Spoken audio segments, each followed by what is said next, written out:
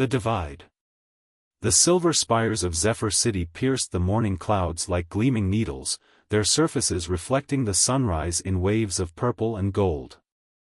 13-year-old Jamie Parker watched from his bedroom window as a luminary transport vessel glided between the towers, its crystalline hull humming with energy that made the air shimmer. The luminary had arrived on Earth 15 years ago, bringing their advanced technology and rigid social structure. They transformed major cities into gleaming metropolises, but they also brought their unwavering belief in genetic superiority. To them, humans were primitive beings, useful for manual labor but little else. Jamie's father worked as a maintenance technician in the lower levels of the city, keeping the ancient human infrastructure running while the luminari lived in their floating palaces above. "We keep the wheels turning," his father often said, "even if they pretend not to see the grease on our hands." From his vantage point on the 42nd floor of their apartment building, relatively low by Zephyr City standards, Jamie could see both worlds. Below, the ground levels teemed with human activity, markets, schools, and the controlled chaos of daily life. Above, the luminary districts floated serenely, their anti-gravity platforms carrying them far above what they considered the primitive masses. "Jamie, you'll be late for school." His mother's voice carried the same worry it always did these days. As one of the few human scientists allowed to work in luminary laboratories, she walked a precarious line between the two societies. He grabbed his worn backpack, checking that he had everything he needed for another day at Zephyr Central School. The educational system, like everything else in the city, was segregated. Humans attended their schools below, while luminary children studied in floating academies that drifted between the spires. The walk to school took him through the transfer district, where humans and luminari inevitably had to interact. The luminari emerged from their private transportation pods, their tall, ethereal forms wrapped in shimmering robes that seemed to capture starlight. Their silver skin and luminescent eyes gave them their name, but it was their demeanor that truly set them apart, an unshakable certainty in their own superiority. Jamie weaved through the crowd, keeping his head down as protocol demanded. He'd learned early that meeting a luminari's gaze was considered an offense. A group of their children passed by, their young faces already set in masks of disdain as they regarded the human commuters. That's when he heard it, a sound so out of place it made him stop. A whimper, barely audible above the morning bustle, coming from a maintenance alley between two transit terminals. Jamie hesitated. Students weren't allowed to deviate from their assigned routes, and helping a luminari without being asked was strictly forbidden. Another whimper, definitely one of pain. Jamie glanced around and slipped into the alley. Behind a power conduit, he found a young luminari, perhaps his own age, crumpled on the ground. The alien child's silvery skin had taken on a sickly gray tone, and a nasty gash on their leg leaked luminescent fluid. The luminary child looked up at him with wide, frightened eyes. "Please," they whispered, "don't report me. I'll be punished for coming down here." Their perfect accent faltered, showing real fear. Jamie knew he should walk away. The rules were clear, human children were not to interact with luminari youth under any circumstances. But as he looked at the injured child, he didn't see a superior being or an alien overlord. He saw someone in pain who needed help. Reaching into his backpack, Jamie pulled out the first aid kit his mother insisted he carry. "I'm Jamie," he said softly, kneeling beside the injured luminari. "I can help if you'll let me." The child stared at him in shock, their bioluminescent eyes pulsing with surprise. "I am Lyra," they responded after a moment's hesitation. "Why would you help me? Your kind hates us." Jamie cleaned the wound carefully, noticing how the luminari's skin felt cool to the touch, like marble in the shade. "I don't hate anyone," he said simply. "And you're hurt. That's all that matters right now." As he worked, Lyra watched him with growing curiosity. "They tell us humans are primitive and cruel," they said quietly. "That you lack the capacity for higher thought and refined emotion. But you're helping me even though it could get you in trouble. Jamie applied the bandage, thankful that luminary biology was similar enough to humans for basic first aid to work.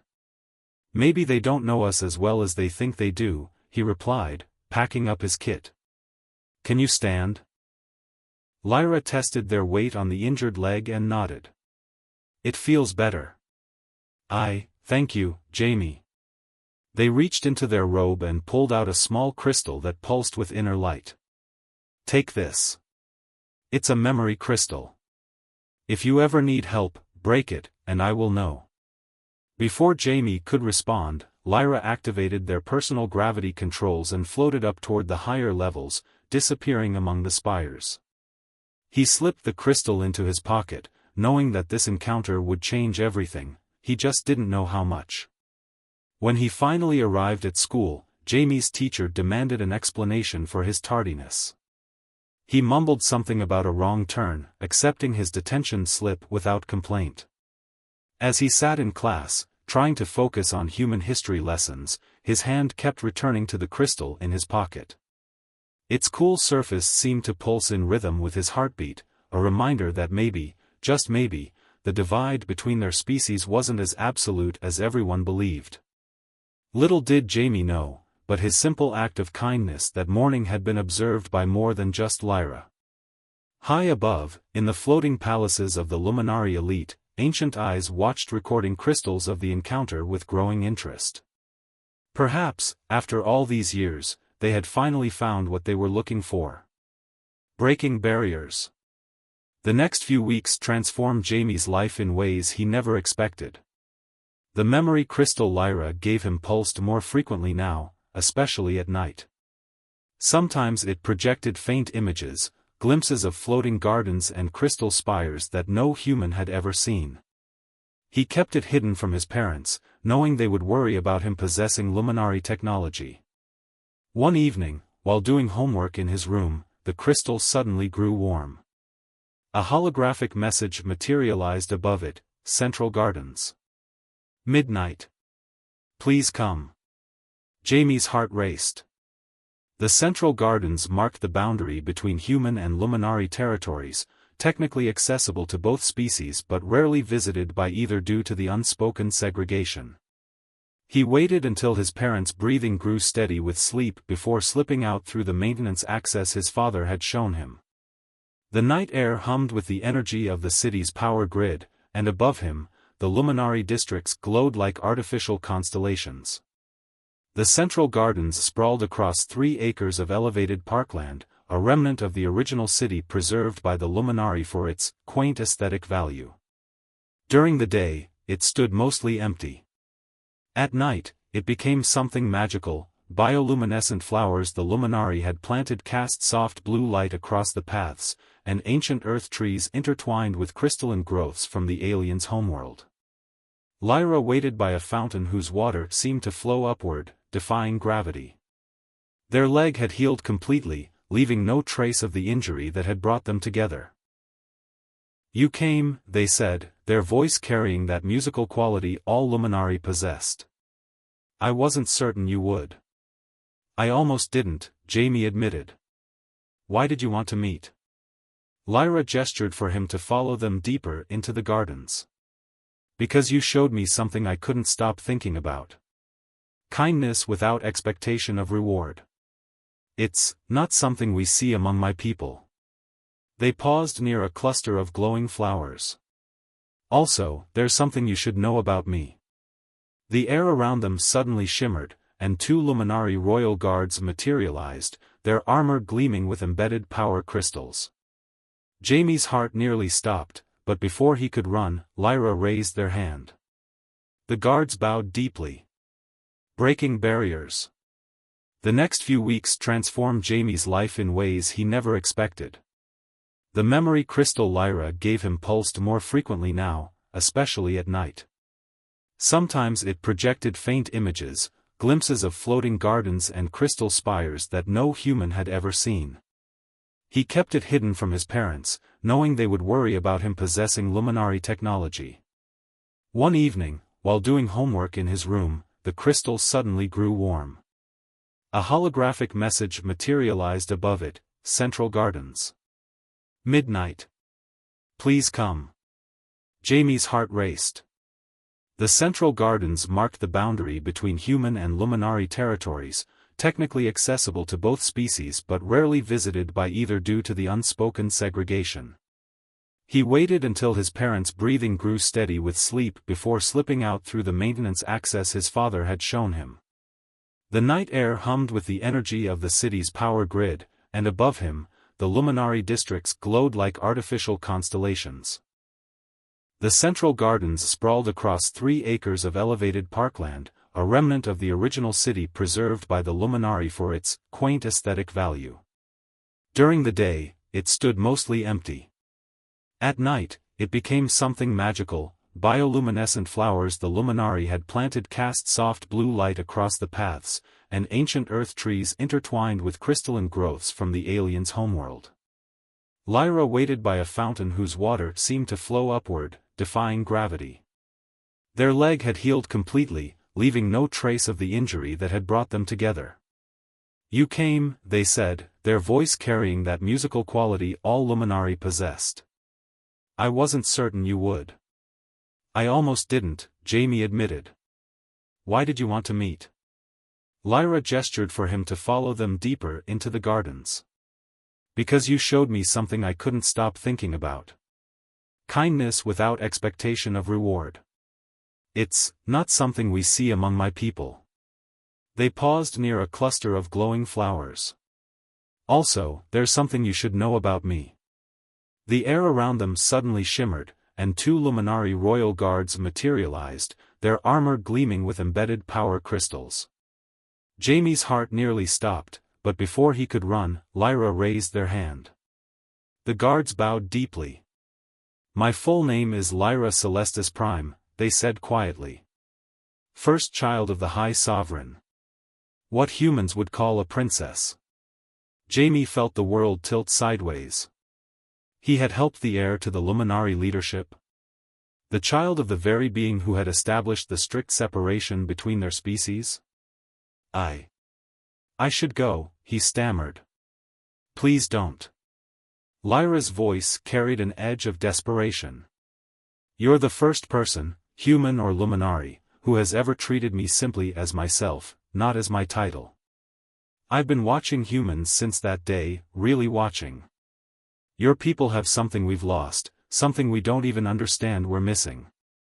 Over the next hour, as they walked through the gardens, Lyra explained how their encounter had sparked a crucial revelation. The Luminari's obsession with genetic and technological superiority had slowly stripped away their capacity for spontaneous kindness, for helping others simply because it was right. Their society had become like their machines, perfectly efficient but cold, lacking the warmth that made life worth living. "Our children are taught from birth that emotion is primitive, that helping the weak contaminates the strong," Lyra explained. "But when you helped me, I felt something I'd never experienced before, true connection to another being." Their conversation was interrupted by a commotion from the upper levels. Emergency signals flashed across the floating districts, and announcement crystals throughout the garden activated. "Attention! A level 1 contagion has been detected in the upper city. All Luminari citizens are to return to their residences immediately for screening." Lyra's guards stepped forward urgently, but the young royal held up their hand again. "Jamie, something is wrong. Really wrong. I can feel it." Their bioluminescent eyes pulsed with worry. "Our people never get sick, our genetic engineering eliminated disease centuries ago.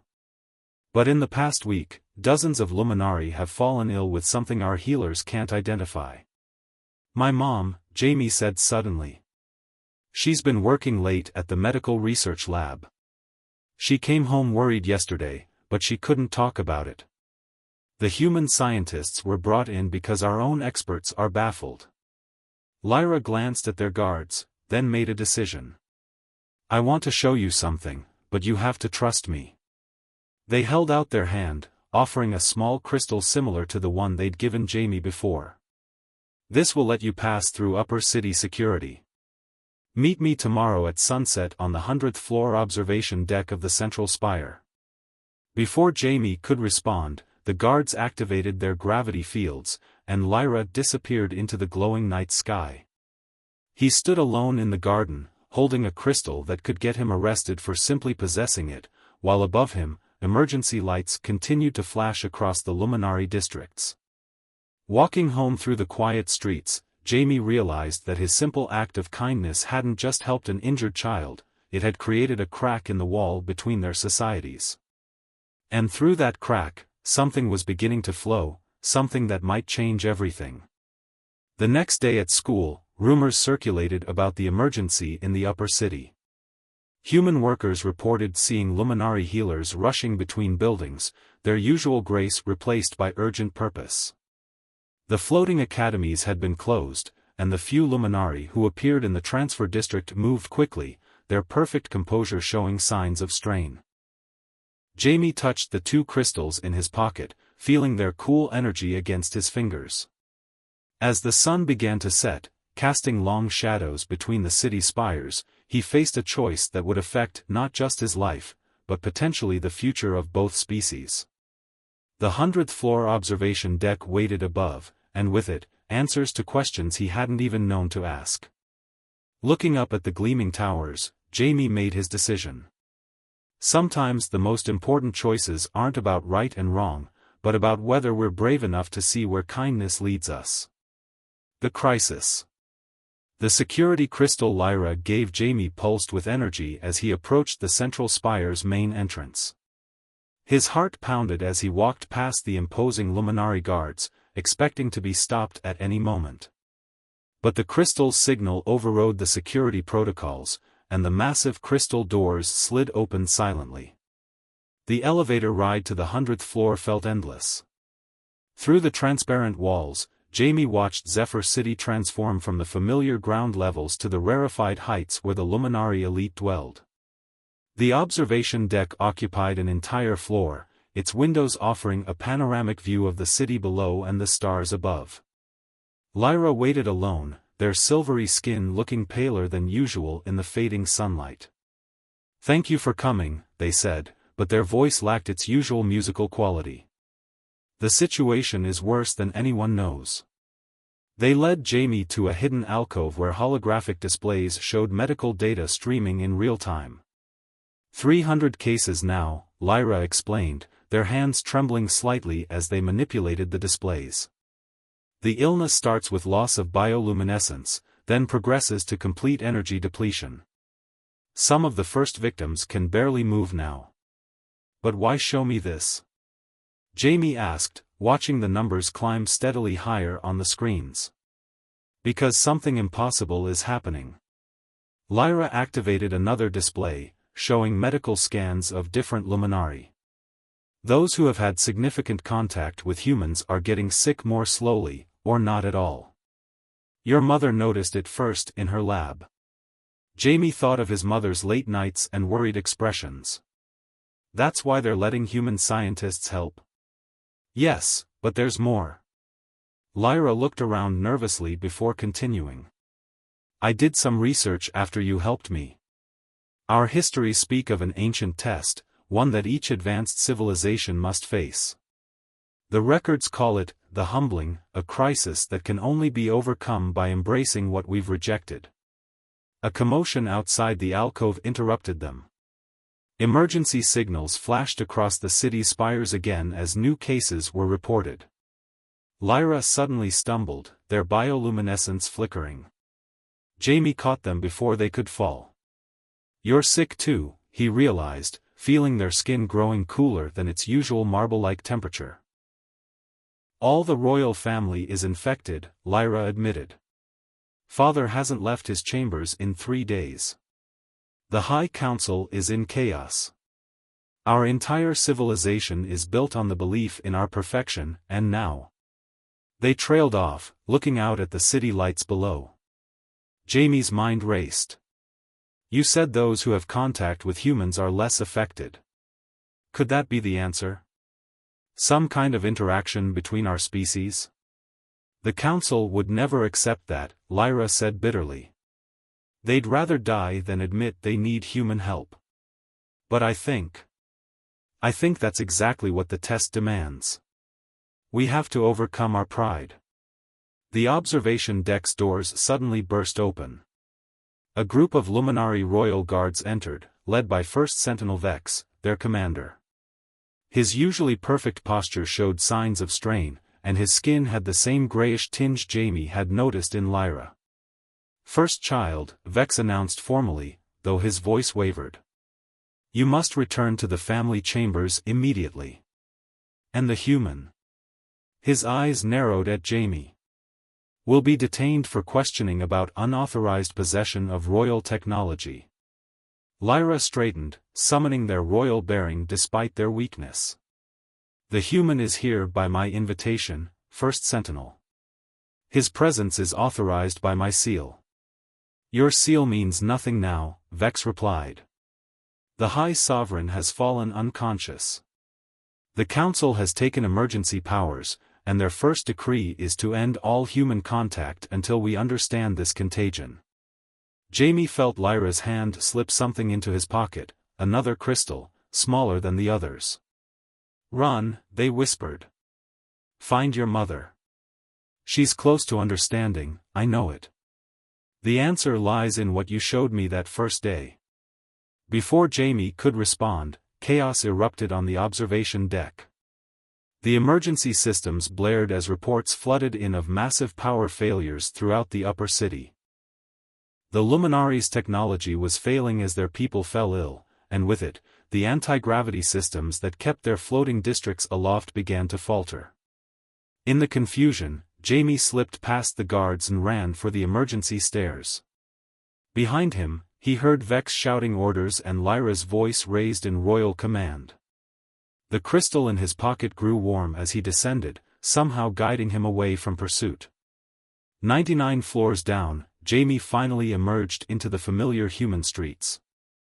Above him, the Luminari districts flickered like dying stars, their perfect facades cracking as the illness spread. He ran home, knowing that whatever happened next would determine the fate of both species. His mother waited at their apartment, her research tables covered with holographic displays showing cellular scans. When Jamie burst in, she didn't seem surprised. "You've seen it too, haven't you?" she asked quietly. "What's happening to them?" Jamie caught his breath and pulled out the crystal Lyra had given him.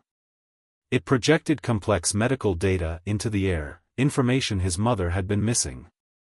"Mom," he said, "I think I know why your research shows human contact helping them. It's not about biology. It's about something else entirely." His mother studied the new data, her eyes widening. "Of course," she whispered. "It's not a disease at all. It's a deficiency. They engineered themselves for perfection, but in doing so..." She looked at her son with sudden understanding. "They engineered out something essential. The capacity for kindness," Jamie finished. "Real kindness, given freely without expecting anything in return." That's what Lyra meant about the test. Above them, the floating districts shuddered as more power failures cascaded through the upper city. The Luminari's perfect society was literally falling apart, and the only thing that could save them was the very quality they had dismissed as primitive, human compassion. Jamie looked at the crystal in his hand, thinking of Lyra lying sick in the royal chambers, of all the Luminari who had never experienced simple kindness. "Mom," he said, "I have an idea. But we're going to need help. A lot of help." The crystal pulsed in agreement, its light steady and strong, like hope in the growing darkness. Truth revealed. The next morning, Zephyr City awakened to a sight never before seen. The Luminari's floating districts had descended to just above the human levels, their power systems too weak to maintain their usual lofty heights.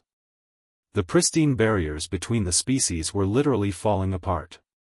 Jamie and his mother worked through the night, analyzing the data from Lyra's crystal and comparing it to historical records. The truth they uncovered was astonishing. the Luminari hadn't just engineered their bodies for perfection, they had modified their very essence, suppressing what they saw as primitive emotional responses. But in doing so, they had inadvertently created a critical weakness. Look at this, his mother pointed to a complex genetic sequence. Their enhanced biology requires a specific type of energy to maintain itself. They thought they were generating it through their advanced technology, but it was actually coming from something else, something they didn't even realize they needed. Emotional energy, Jamie said, remembering how Lyra had begun to change after their first encounter. The kind that comes from genuine connection and kindness. Their research was interrupted by an urgent knock. Jamie opened the door to find Marcus, his father's friend from the maintenance crew, looking worried. The upper city's primary power grid is failing, he reported. Without it, their medical facilities will shut down. There are thousands of sick Luminari up there. Jamie's mother quickly gathered her research materials. We need to get this information to the Luminari Council immediately. The illness isn't a virus, it's their own enhanced biology breaking down without the emotional energy they evolved to need. But when they reached the transfer district, they found chaos. The usually perfect Luminari were in disarray, their bioluminescence flickering weakly. The council had ordered all humans to stay away, posting guards at every access point to the upper city. Then Jamie remembered, he still had the security crystal Lyra had given him. Mom, he said, I have a way up. But we're going to need help spreading the word. Lots of help. His father's maintenance networks proved invaluable.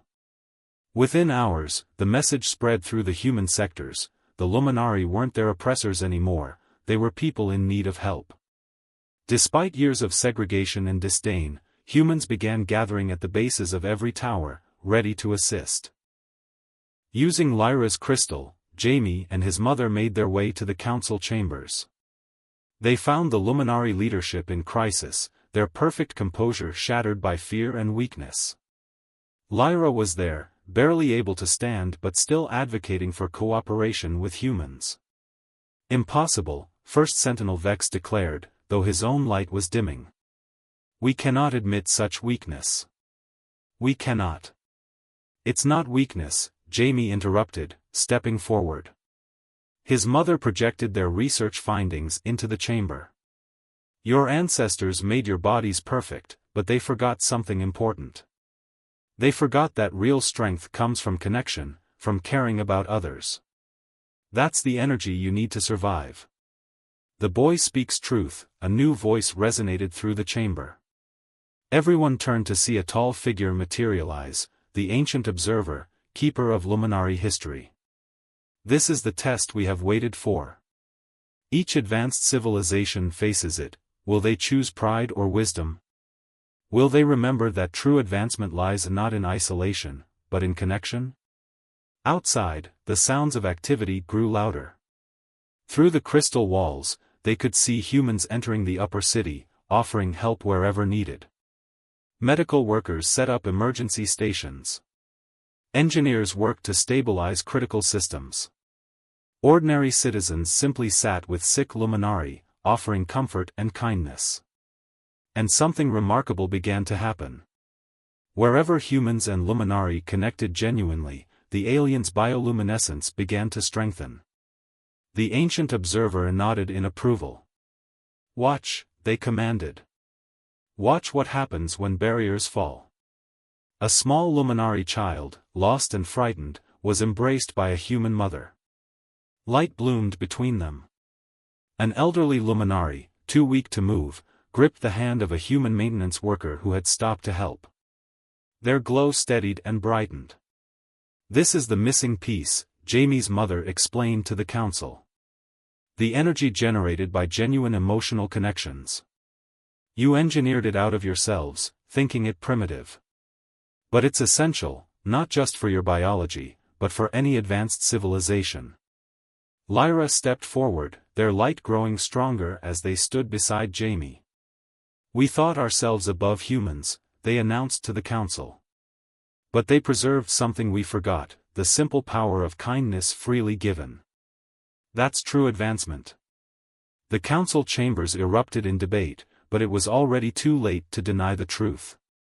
Across the city, Luminari were recovering wherever they allowed themselves to connect with humans.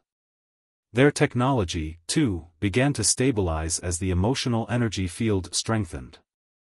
The test is passed, the ancient observer declared. Now the real work begins. Jamie looked at Lyra, seeing hope in their brightening eyes. Above them, the floating districts began to pulse with new light, not the cold perfection of before, but something warmer, more alive. The walls between their peoples were crumbling, and through the gaps flowed something stronger than any technology, the power of simple human kindness. As night fell over Zephyr City, the Luminari districts glowed with a different kind of light. For the first time, humans and Luminari moved freely between levels, working together to rebuild not just their city, but their understanding of what it meant to be truly advanced. A new dawn. 1 year after the crisis that nearly destroyed the Luminari, Zephyr City had transformed into something neither species could have imagined. The floating districts no longer hovered in isolated splendor, they had been integrated into the city's fabric, connected by crystalline bridges that pulsed with the combined energy of human emotion and Luminari technology. Jamie stood at his favorite observation point, now a public garden where human plants and Luminari crystals grew together in stunning harmony. Beside him, Lyra's presence glowed stronger than ever, their light reflecting the deep friendship that had grown between them. The ancient records called this the Great Joining, Lyra said, gesturing at the city below. But they never specified which species would guide which. Everyone assumed we would lift humans to our level of advancement. Instead, we helped you remember what you'd lost, Jamie replied, watching a group of human and Luminari children play together in a zero-gravity field. Their laughter carried up to the garden, causing nearby crystal flowers to pulse in response. The changes had started small but spread rapidly once the Luminari accepted the truth about their condition. The council, reformed with both human and Luminari members, had worked to dismantle the old hierarchies. Schools were integrated, allowing both species to learn from each other. The Luminari shared their technical knowledge while humans taught them about emotional intelligence and the art of genuine connection. Jamie's mother had become the head of a new research institute dedicated to studying the symbiosis between the species. Her discoveries showed that the energy generated by positive emotional connections not only sustained Luminari biology but enhanced their technology in ways they had never imagined. "Watch this," Lyra said, touching a nearby crystal panel. Images appeared showing cities around the world where similar transformations were taking place. Your simple act of kindness that day, helping an injured stranger despite the rules, it started a chain reaction.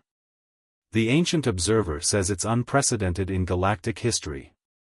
The ancient observer had become a regular presence in the city, teaching both species about the true nature of advancement. They explained how many civilizations had faced similar tests, but few had passed them so completely. The Luminari's willingness to embrace change, sparked by Jamie's compassion, had opened new possibilities for both species. In the streets below, the once rigid barriers had dissolved. Luminari engineers worked alongside human artists to create structures that were both technically perfect and emotionally resonant. Human doctors and Luminari healers combined their knowledge, developing treatments that cured diseases once thought impossible to treat.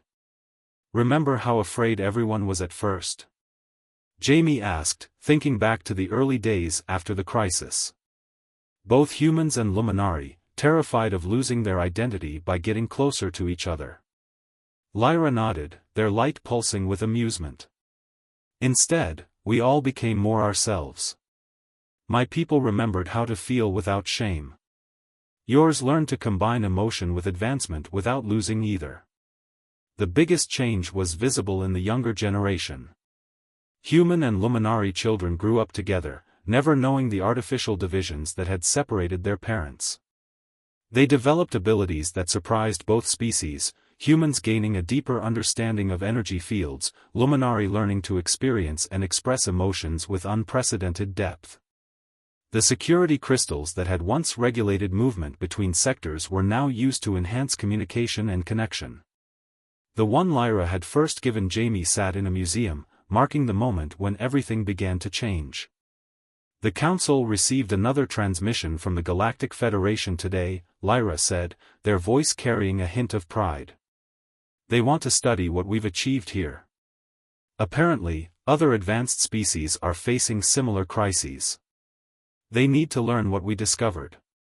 Jamie smiled, watching a luminari teacher help a human student understand energy manipulation while a human teacher nearby showed luminari children how to paint with their emotions. What did the Council tell them? That the solution can't be taught through technology or theory, Lyra replied. It has to be experienced. It starts with one simple act of kindness. As the sun set over Zephyr City, its light caught the crystalline structures and reflected in countless colors. In homes throughout the city, humans and luminari shared meals, stories, and the simple joy of connection. The city's power grid hummed with the combined energy of two species who had learned that true advancement comes not from rising above others, but from reaching out to them. In the garden, a new crystal formation was taking shape, responding to the emotional energy around it. Unlike the perfect geometric patterns of the old luminari crystals, this one grew in organic, flowing shapes that somehow captured the essence of both species. What should we call this new age? Jamie asked, watching the crystal grow. Lyra's light pulsed warmly. The ancient records already have a name for it, the time of understanding. But in the common tongue, they simply call it the kindness revolution. Above them, the first stars began to appear, shining down on a city that had learned the most important lesson in the universe, that the simplest acts of compassion could transform not just one life, or one city, but entire civilizations.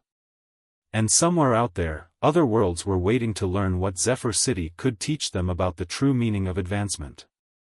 The story of a boy's simple act of kindness had become legend, not just on Earth but across the galaxy. But for Jamie, watching his city shine with new light, it had never been about becoming a legend. It had simply been about helping someone in need, and that, in the end, had made all the difference.